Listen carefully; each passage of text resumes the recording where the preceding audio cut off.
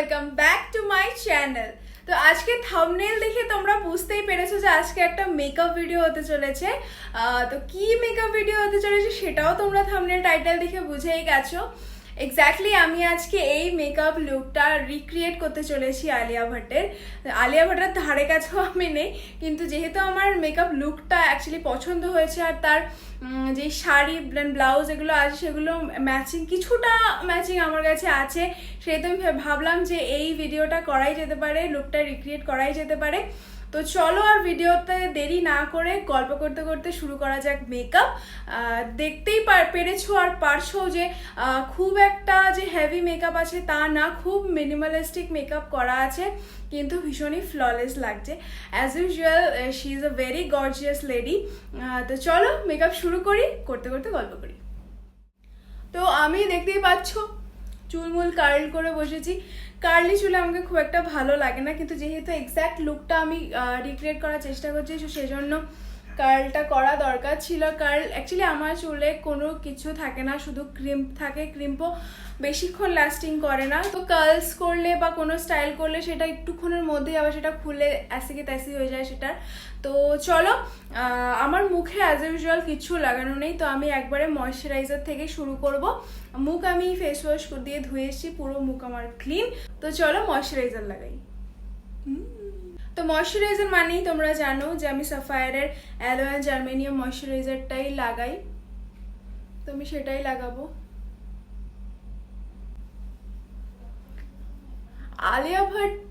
আলিয়া ভাটের প্রত্যেক কটা লুকই আমার খুব ভালো লাগে। অ্যাকচুয়ালি আলিয়া ভাটকেই আমার খুব ভালো লাগে, খুব ভালো, তার অ্যাক্টিং স্কিলগুলোও আমার খুবই খুবই ভালো লাগে। আর সব থেকে বেশি যদি বলো যে সব থেকে বেশি কোন মুভিতে তার ক্যারেক্টার ভালো লেগেছে, তাহলে বলবো গাঙ্গুবাই।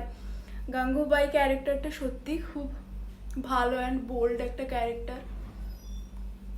আমি নিজেও একটুখানি গুন্ডি গুন্ডি টাইপের, তো সেজন্য আমার গুন্ডি গুন্ডি টাইপ ক্যারেক্টার ভালো লাগে। আমি ফেসটা জুম আউট করবো এখন, যেহেতু ময়শ্চারাইজারই লাগাচ্ছি সেহেতু আর অত ক্লোজ থেকে দেখানোর কিছু নেই, তাই আমি দূর থেকেই দেখাচ্ছি। একটু পরে কাছে চলে আসবো তোমাদের। লাগিয়ে নিয়েছি ময়শ্চারাইজার, এবার লাগাবো প্রাইমার। আর আমার মোস্ট ফেভারিট প্রাইমার, আর আমার ভ্যানিটিতে যেটা সবসময় থাকে আর হাতের কাছে পাই আমি, সেজন্য প্রাইমারে আমি এক্সপেরিমেন্ট করতে যাই না, তো সেহেতু আমি ইনসাইডের প্রাইমারই লাগিয়ে নিচ্ছি।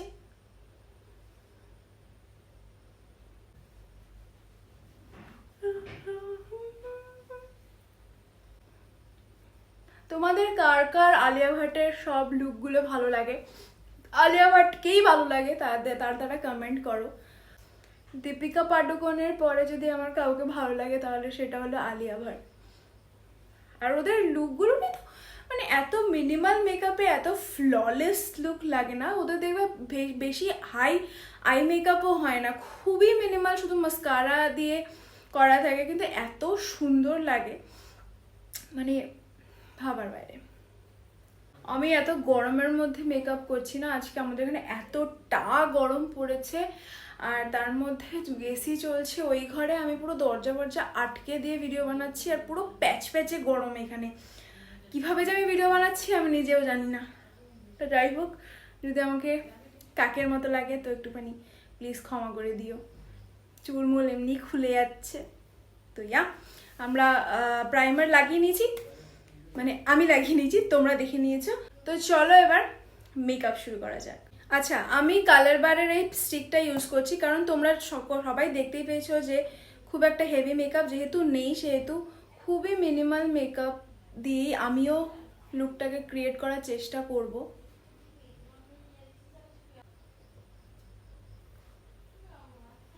তোমরা দেখেই বুঝতে পারছো আমাকে যে আমি মানে মানে কিরকম লেভেলে ঘামছি, মানে বলার বাইরে। এই দেখো আমি পুরো ঘেমে চান, কারণ আমি ফ্যানও চালাইনি, কারণ সেটাতে ব্যাকগ্রাউন্ড নয়েজ খুব আসে আর সেটাতে ভালো লাগে না তোমাদের শুনতে, তাই না বলো?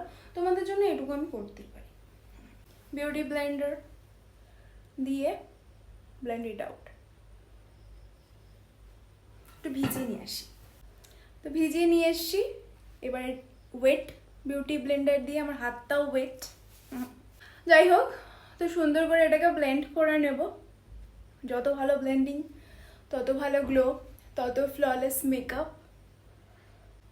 ইয়া, যেন তোমরা কেউ কিছু জানোই না, যা জানি সব আমিই জানি, তাই না বলো? তোমরা কে কে আগের ব্লগটা দেখোনি তাদের কিন্তু খবর আছে, বহুত খবর আছে।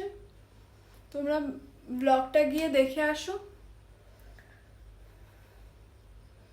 আর আমাকে কিন্তু অবশ্যই জানাতে ভুলো না যে আমি কেমন ব্লগ করি। আগের দিনের ব্লগটাতে আমি ভয়েস ওভার দিয়ে চালিয়েছিলাম, কিন্তু আমি চেষ্টা করব আমার ভয়টাকে জয় করে আর আমার লজ্জাটাকে জয় করে যেন আমি পরের দিন থেকে আমি বলে বলে ব্লগ করতে পারি, ভয়েস ওভার দিতে না হয়। তো তোমরা আমার সাথে থেকো।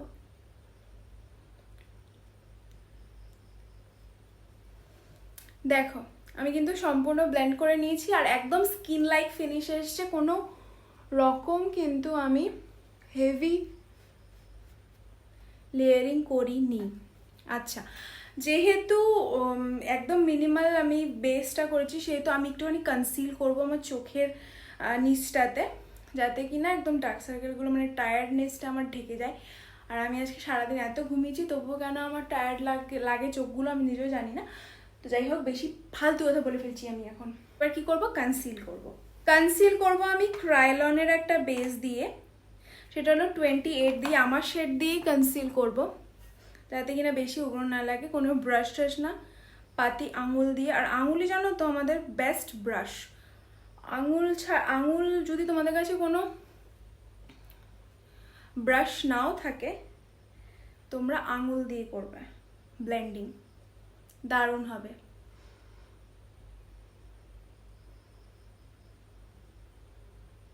আলিয়া ভাটের মতো একটুখানি জ লাইন বানানোর জন্য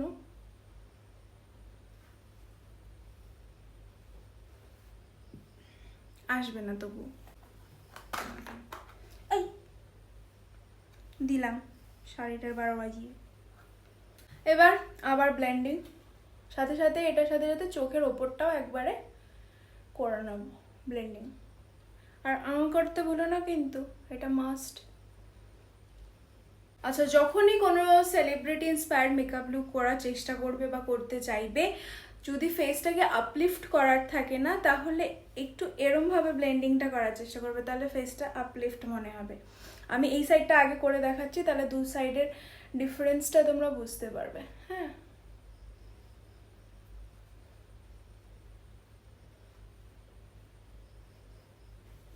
দেখো, দেখলে একটু হলেও কিন্তু আপলিফট হবে।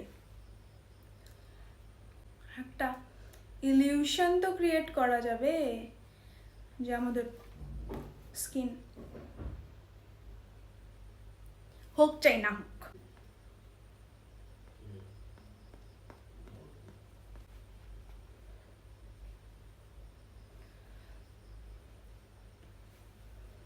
দেখো আমি কনসিলারগুলো ভালো মতো ব্লেন্ড করে নিয়েছি। চোখের ওপরটাও একসাথে কনসিল করে নেবে, তাহলে কিনা একটুখানি নিচেও কনসিল করলে, ওপরটা যদি কনসিল না করো, তাহলে যদি লাইট আইশ্যাডো দাও তাহলে অত ভালো লাগবে না। সেই জন্য চোখের নিচের সাথে চোখের ওপরেও একটুখানি ভালো মতো কনসিল করে নিও। ফ্রি কা টিপস।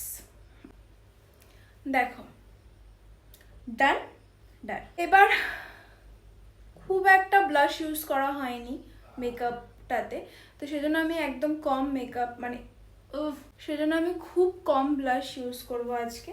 পাউডার ব্লাশই ইউজ করব, কিন্তু খুব কম। ও, আগে পাউডার দিতে হবে, সরি পাউডার দিতে আমি সবসময় ভুলে যাই, কারণ আমি খুব একটা পাউডার ইউজ করি না। চোখের নিচে আর এইখানে আজকে লুজ ট্রান্সলুশন পাউডার ইউজ করছি ক্রায়োলনের, শুধু চোখের ওপরে আর চোখের নিচে।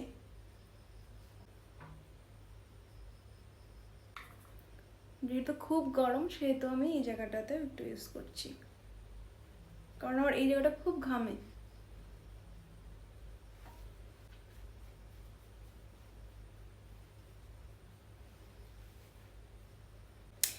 हो गया, अभी ब्लश। তোমরা কারা কারা নিজেদের নিয়ে অবসেসড, মানে নিজেদেরকে ভালোবাসো? আমি তো বটে। আচ্ছা, এই জায়গাটায় শুধু একটুখানি ব্লাশ দেবো, কারণ মেকআপ লুকটা একদম কম ব্লাশ ইউজ করা হয়েছে।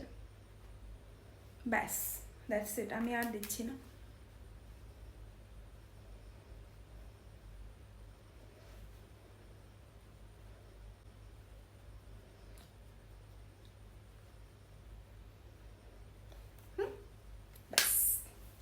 আইব্রোটা করে নেবো। আইব্রোটা সেম আমি যেই পেন্সিল ইউজ করি ওই পেন্সিল দিয়েই করবো। অ্যাজ ইউজুয়াল আমার আইব্রোজ করা নেই, আমার সুন্দর আয়না। এবার আইব্রোজ করবো। Sheet,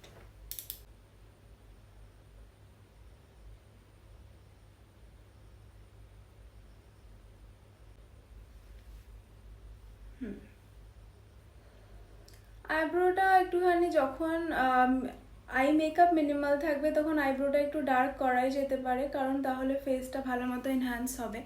eyebrow light, I মেকআপও light, তাহলে একটু ফ্যাকাশে ফ্যাকাশে লাগতে পারে। তো সেই জন্য একটুখানি আইব্রোটা আমি আজকে ডার্ক করলাম।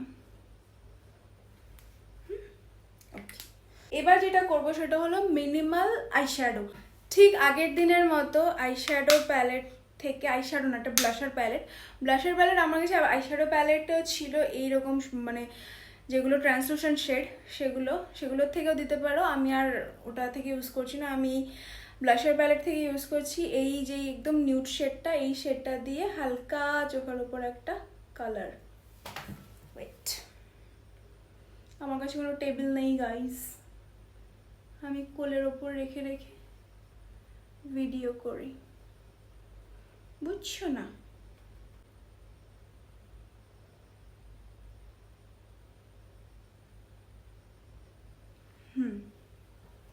Simple, that's it. নিচেও একটু দেবো, কারণ ফটোটা ভালো করে লক্ষ্য করলে দেখতে পাবে যে চোখের নিচেও হালকা কালার আছে। তোমরা কি একটু জুম করে দেখবে?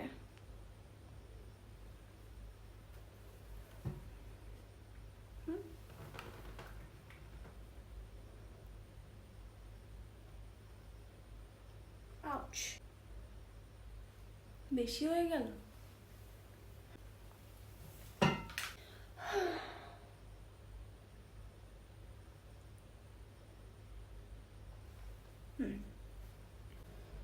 এবার নিচে আমি ব্রাউন কাজল পরবো, কারণ একটু বেশি জুম হয়ে গেছে। হ্যাঁ, নিচে আমি একটু ব্রাউন কাজল পরবো, কারণ না হলে বেশি ফ্যাকাশে লাগছে। আমি তো আর আলিয়া ভাট নই।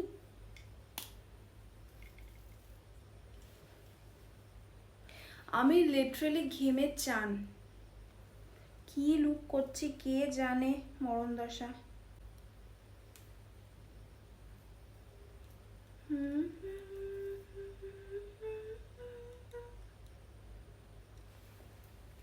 পরে নিয়েছি নিচে হালকা করে। এবার যেটা ইউজ করতে হবে সেটা হলো মাস্কারা।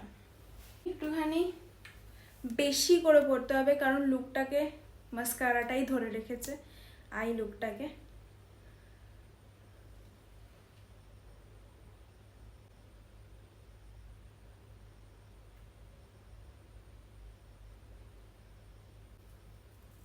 এই যে আই মাস্কারা বা বেশি করে পড়তে গেলে আমার ওপরে লাগবে, এটা আমার হবেই হবে।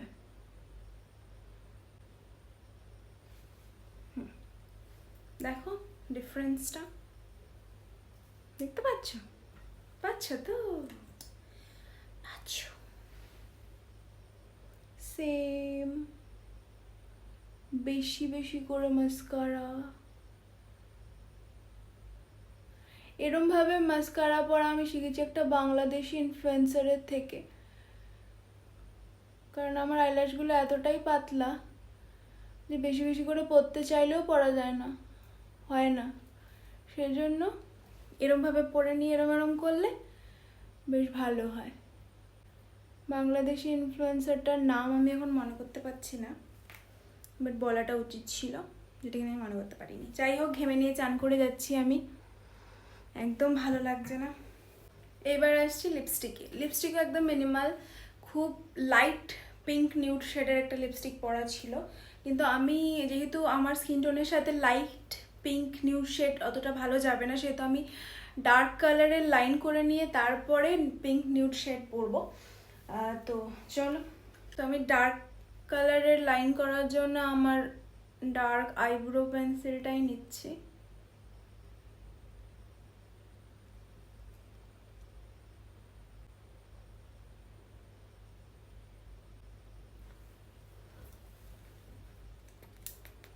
আর আমি এই পিঙ্ক শেডটা নিচ্ছি। এটা খুব কিউট একটা প্যাকেজিং এর একটা লিপস্টিক, যেটা আমি অফলাইন কিনেছিলাম, কিন্তু কালারটা সুন্দর, কিন্তু আমাকে খুব একটা ভালো লাগে না। এটা একদমই হুম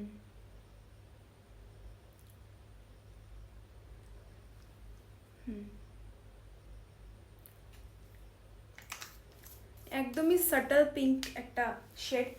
তোমাকে দেখছো আমি ঘেমে ঝোল, জাস্ট গরমটা না এখানকার নেওয়া যাচ্ছে না।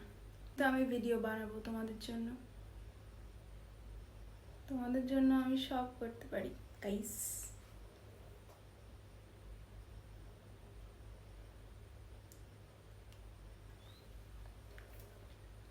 গরমে ভিডিও বানানোর থেকে শুরু করে গরমে রান্না করা সব। এবার একটা ডার্ক পিঙ্ক শেড নিয়ে আমি মিডলটাকে একটুখানি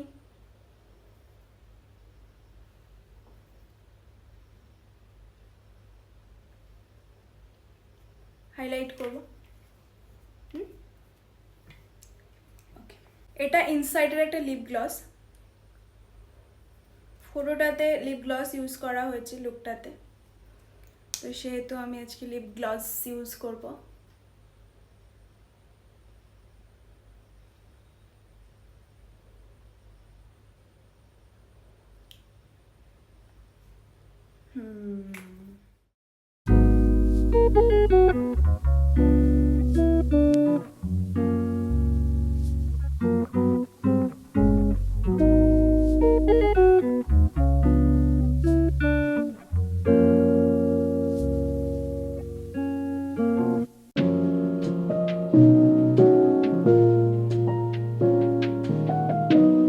তো ইয়া, দিস ইজ দ্য লুক। তো তোমাদের কেমন লাগলো আর কতটা কাছাকাছি গেছে?